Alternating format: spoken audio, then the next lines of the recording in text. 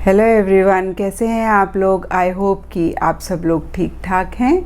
और हमारी कंट्री के लिए, इनफैक्ट मैं कहूँगी कि पूरे वर्ल्ड के लिए ही इस वक्त थोड़े टफ़ टाइम्स चल रहे हैं और आपने अपना बहुत बहुत ख्याल रखना है।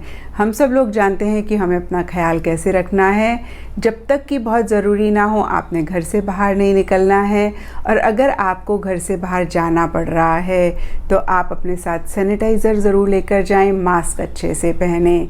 और देखिए, मैंने हमेशा कहा है कि कुछ भी रुकता नहीं है, चाहे वो खुशी हो चाहे वो गम हो, तो ये टफ़ टाइम भी ज़रूर निकल जाएगा, जल्दी निकलेगा और फिर से पहले जैसे दिन आएंगे।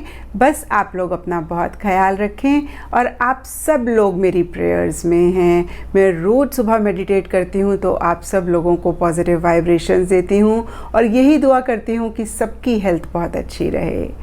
तो चलिए जी, शुरू करते हैं कमिंग वीक का साप्ताहिक राशिफल।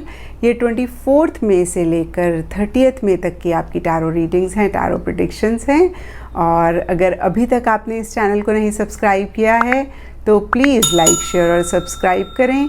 इसके साथ साथ अगर आप डेली टैरो रीडिंग में इंटरेस्टेड हैं तो आप मेरा इंस्टा पेज भी विज़िट कर सकते हैं, जिसका लिंक आपको नीचे डिस्क्रिप्शन बॉक्स में मिल जाएगा।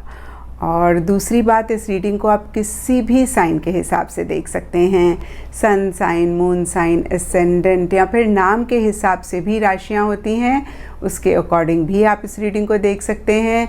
और अगर आप मुझसे पूछेंगे तो मैं आपको यही कहूँगी कि जिस साइन को आप अभी तक फॉलो करते आए हैं या फिर जिस साइन के हिसाब से आप अपनी रीडिंग्स को देखते आए हैं, सुनते आए हैं, आप उसी साइन को फॉलो करें।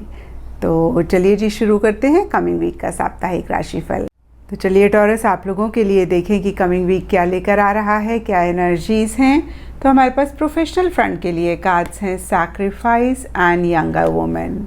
देखिए, अगर सैक्रिफाइस के कार्ड को हम लिटरली देखें तो इस वीक किसी तरीके के कॉम्प्रोमाइज़ेस, किसी तरीके के एडजस्टमेंट्स अपनी प्रोफेशनल लाइफ से स्पेसिफ़िकली आपको करने पड़ सकते हैं।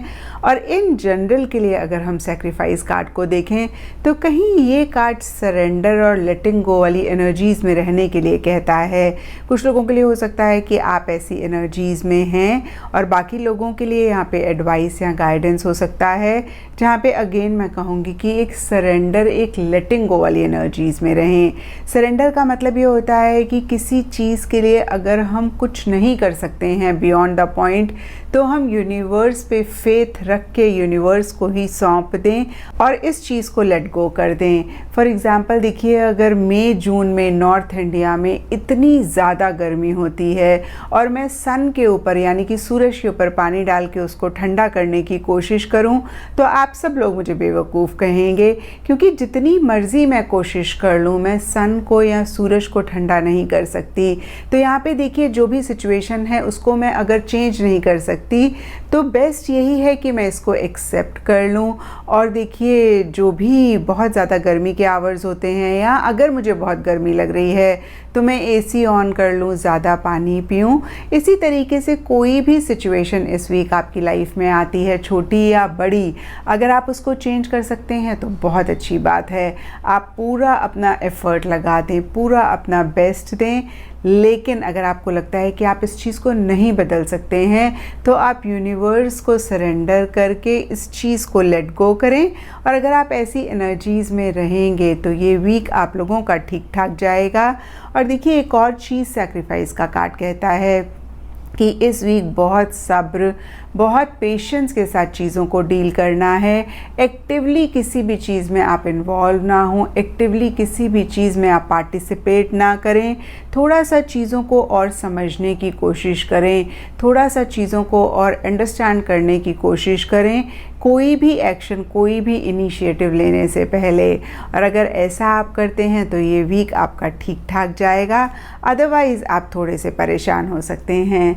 और यहाँ पे यंगर वुमेन का कार्ड कहता है है डीलिंग और relationship with a younger women. तो हो सकता है कि कोई आपसे यंग वुमेन है, कई बारी एज में होता है, कई बारी मैच्योरिटी लेवल में होता है कि इमेच्योर हैं, उनसे ज़्यादा आपकी डीलिंग्स हो रही हैं, उनसे ज़्यादा आपकी बातचीत हो रही है। एंड पर्सनल लाइफ से आप लोगों के लिए कार्ड है टीच एंड पिग। तो देखिए ये टीच कार्ड है, लेकिन टीचिंग के साथ लर्निंग भी अपने आप ही आ जाती है। तो इस वीक हो सकता है कि कुछ लोग लिटरली या तो कोई चीज़ सीख रहे हैं या फिर सिखा रहे हैं। क्योंकि ये जनरल रीडिंग है तो यहाँ पे सबके लिए थोड़ा थोड़ा डिफ़र कर सकता है।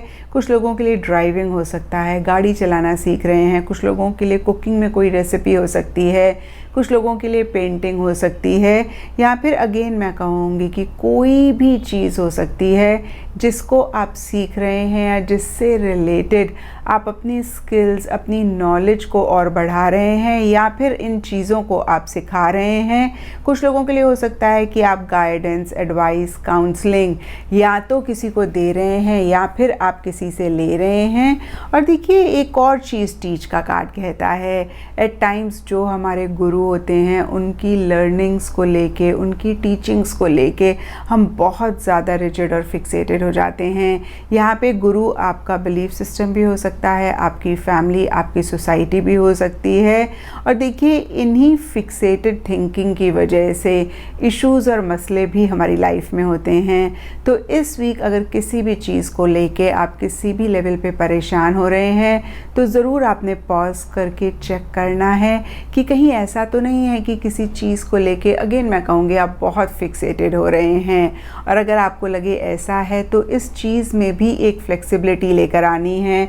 और देखिए यहाँ पे दोनों ही कार्ड्स पर्सनल और प्रोफेशनल फ्रंट के कहते हैं कि थोड़ा सा आपने फ्लेक्सिबल अप्रोच रखनी है, थोड़ा सा out of the box thinking रखनी है, थोड़ा सा आपने चीज़ों को लेके अपने नज़रिए को बदल के डील करना है। ऐसा आप करेंगे तो ये वीक अच्छा जाएगा।